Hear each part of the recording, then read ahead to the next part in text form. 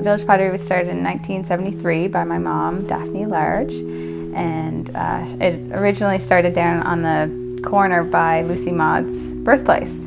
It was like an old vacant, really messed up building, like it was messy, and she started, there was no running water, and just started making pottery there. She didn't have much space. But then the business grew, and she had us, and she got married, and in 1994, so it's 20 years ago now, they picked up the building and they moved it down a mile.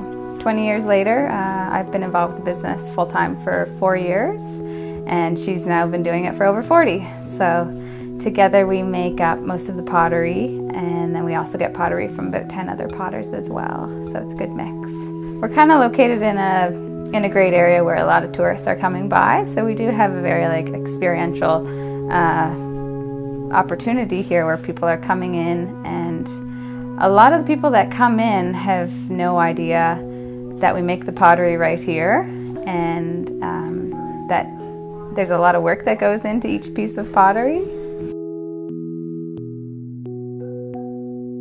I will get the clay out and cut off a piece, wedge it up, and that's when I'm getting out all the air bubbles and just trying to get it to a nice smooth consistency. Then I'll cut it and I weigh them. So if I'm trying to make a certain size mug, I know I need 500 grams or 400 grams. So I'll weigh it, and then it's ready to be thrown. That's when I get on the wheel and throw it onto the wheel head. That's why it's called throwing. And get my hands nice and wet and start centering. And that's really when you have to have all your strength and have some muscle and try and center the clay so it's not flying all over the place. And you're also going to work it up and down and get all the air bubbles out. Once it's centered, then you can go down with your thumbs if you're going to make a bowl or a mug. A lot of the shapes, you're going to go down with your thumbs and make that initial hole. And then the process really varies for whatever item you're going to make.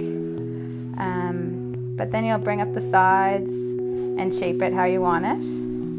After you're done, you're going to trim off the bottom and cut it off the wheel, pick it up, and hopefully it'll stay in the same shape when you set it down on the shelf.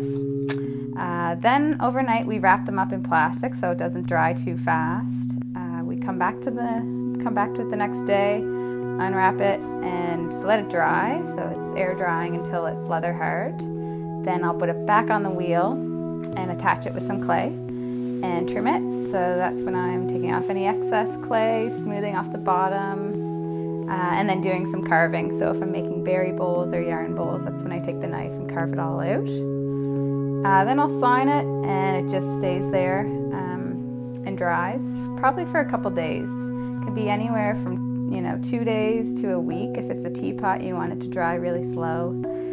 And then once it's totally dry and all the water's kind of out of it, you'll take it down to the kiln and load them all up in the bisque kiln, and that's when you want to pack them in as much as you can and pile them on top of each other. And then that fires for about 7 hours, and it gets up to 1800 degrees Fahrenheit.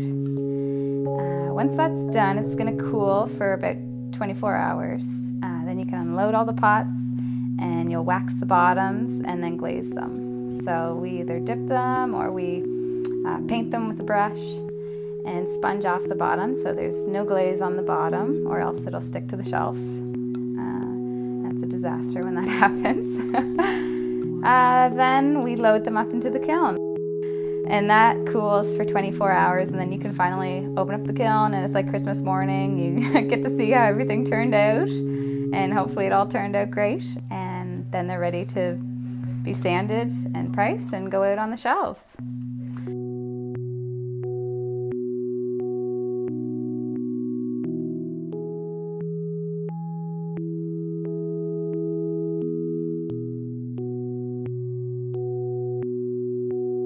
We hope you'll visit our shop in New London from May to October, or you can visit us online at www.villagepottery.ca.